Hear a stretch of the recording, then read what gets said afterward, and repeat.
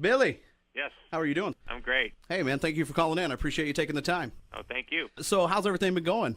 Been pretty crazy. We've been on tour a little bit with Brad Wilk from Rage Against the Machine and Mark Sturmer from The Killers, kind of doing a all-star lineup of the band, which is awesome. The show's been great, and just got back from Europe and New York now, and just rock and roll party all the time.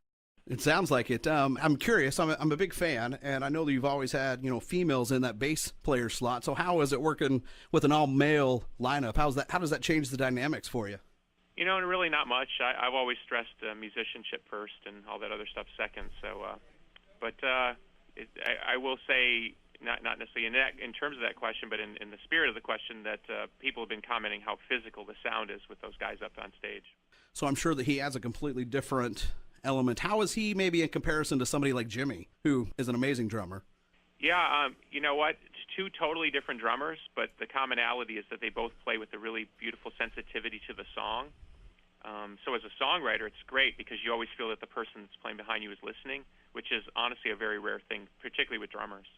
Are you going to keep them around for like a for the full tour? I know you're just kind of doing some shows right now. We don't really know. We just kind of took it as a let's see how it goes type of thing. I have too much respect for those guys to try to kind of put them in any kind of corner. Right. I think it's awesome that they're helping right now.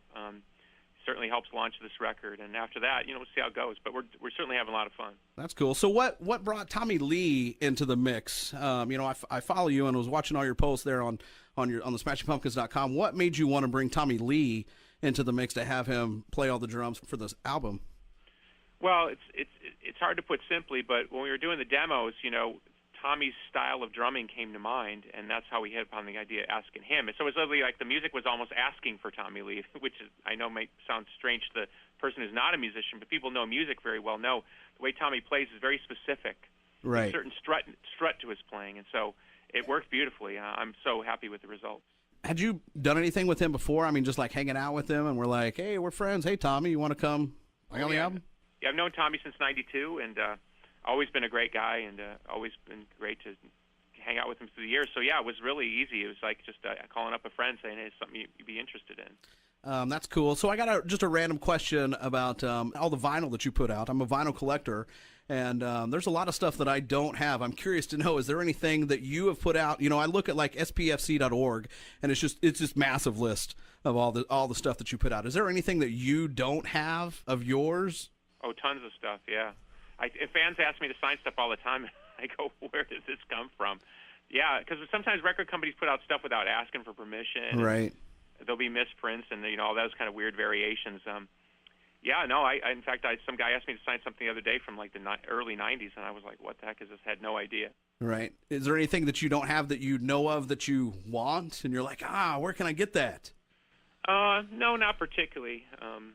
I think I have the super rare stuff. That stuff I definitely hold on. I've been looking forever. They're really hard to find, the under 5,000 numbered Melancholy vinyls and stuff. They're actually really hard to find, and then they go for a lot of money. I just work in radio, so I don't really, But you know what? There's a good story there because we had to beg the record company at that time to even put out vinyl, and they said, okay, we're only going to put out this limited edition, and we'll number them all. Fine.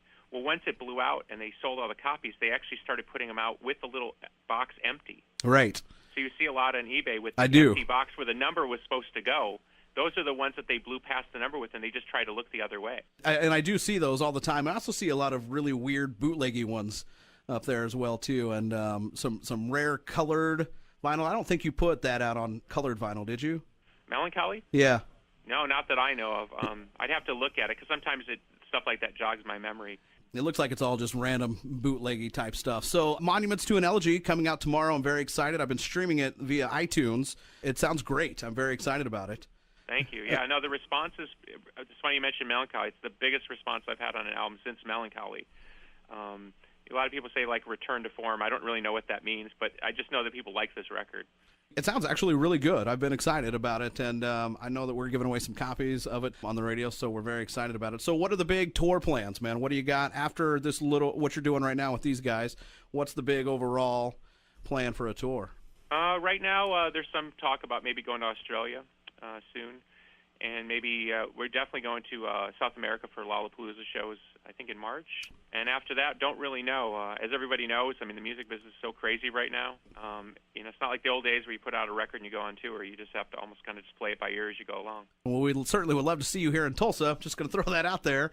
Love the city, so I got no problem coming there. So I want to say thank you, man, for taking the time and talking to me about vinyl and stuff like that. Is there any other random vinyl that you are interested in collecting from any of your favorite artists or anything? Or it's funny you mentioned. I collect a lot of psychedelic. They call it psych. Kind of acid rock stuff from the late 60s and early 70s. So I was just on eBay this morning actually digging around for some vinyl. So I'm with you on the collecting. Gotcha. Cool. Billy, thank you so much for calling. We're very excited about the record up here. I know we've been playing the new track. Like I said, I've been listening to it on iTunes. It sounds really great. And hopefully we can get you here through Tulsa when you finally get that chance, man. We appreciate it. Awesome. Thank you so much. No problem. Thanks, Billy. I appreciate it.